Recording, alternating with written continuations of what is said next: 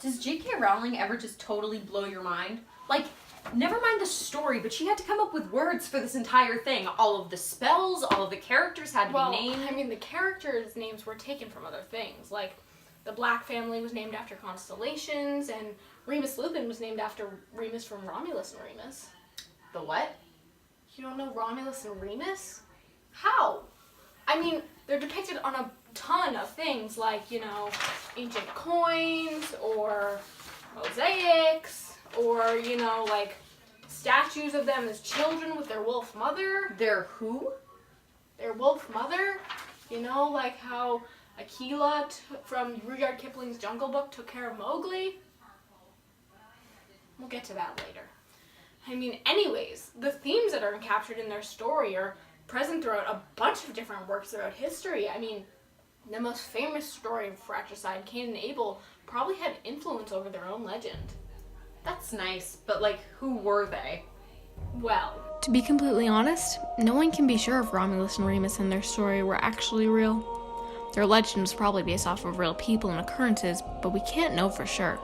We don't even know what they might have looked like as adults because they're frequently depicted as children alongside their lupine mother, but we're getting to that. Romulus and Remus had a human mother by the name of Rhea Silvia.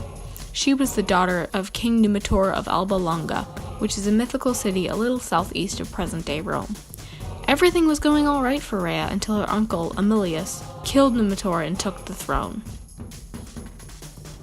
Now that I'm king, I need to make sure there's no one that could kill me. Hey, Rhea Silvia, have you considered becoming a Vestal Virgin? And so Rhea became a Vestal Virgin, but it didn't exactly work out. What? I should have you killed for breaking your code. You can't. If you have me killed, you'll face the wrath of the gods. What? Why? Well, you see, the father is. Either Hercules or Zeus by most accounts, but the end result was the same. King Emilius had to let nature run its course. I've got it. I can't kill the twerp myself, but if it's somehow left to the element and dies, well... Servant! I command you to take the child to Children! Rhea Silvia just had twin boys. By the gods! I command you to take them somewhere to die. And let me be clear, I want them dead.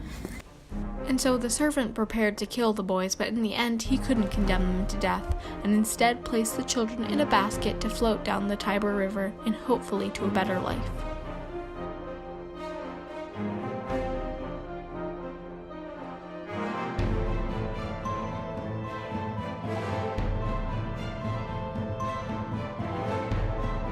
The babies were discovered by a wolf who became like their mother.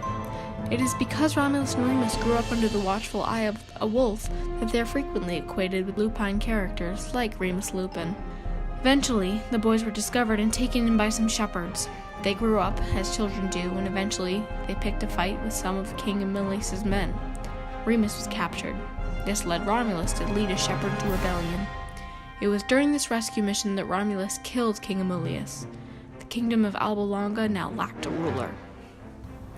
Hey, you guys want to be our new rulers? Thanks, but I think we're just gonna go and make our own city. But this was when their loving brotherly relationship began Sibling, to fall apart. You'll never guess what I've just discovered. I found the perfect place to build our new city. I've been giving it some thought too. I'm feeling building it on a hill. Yes! Aventine Hill. Oh, I was thinking Palatine Hill. I mean, look at it. It's perfect.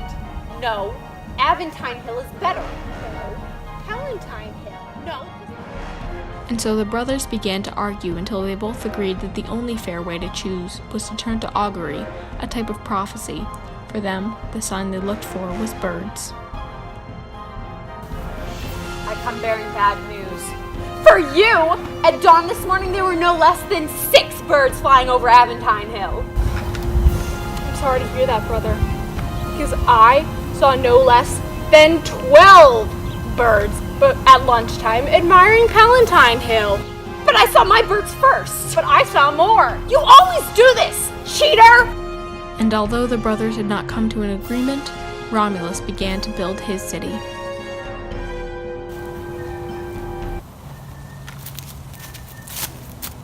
What is this? This is the beginning of my mighty city. This? A mighty city?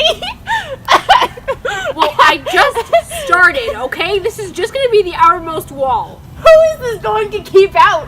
Cranky toddlers? Oh no! The wall is too high!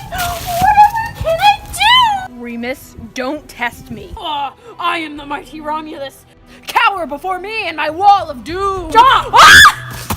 Romulus' city was founded on April 21st, 753 BCE, on the same day that Remus died. One of the first things he did was kidnap nearby Latin and Sabine women, because while he offered Rome up as a place for fugitives and exiles, that didn't include many women.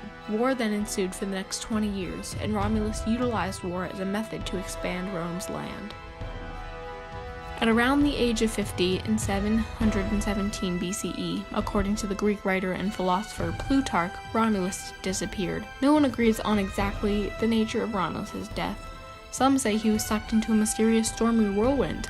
Others claim to have witnessed him ascending to the heavens to become a god, and many worshipped him in the form of the deity Quirinus. Others say there was a plot in the Senate to kill Romulus and take back power. Down with Romulus! Any way you look at it, however, the story of Romulus and Remus had ended, and it was now up for future generations to make sure their legend lived on. And so, thanks to the heroism of the two brothers, Rome was settled and the creation of the Roman Empire can begin. I disagree. I wouldn't call them both heroes. You're right. Remus was a pretty bully. lame. What? I mean, what did Remus do? What did he contribute? I mean, he got kidnapped, he insulted his brother, and then he died. He never even saw the creation of Rome. Yeah, okay, but that's because Remus was killed by his brother. Romulus built Rome on a foundation of blood. He killed his uncle, then he killed his brother, then he kidnapped women, and then he expanded Rome through bloodshed and war. Well, Yup. guess there's only one way to settle this argument.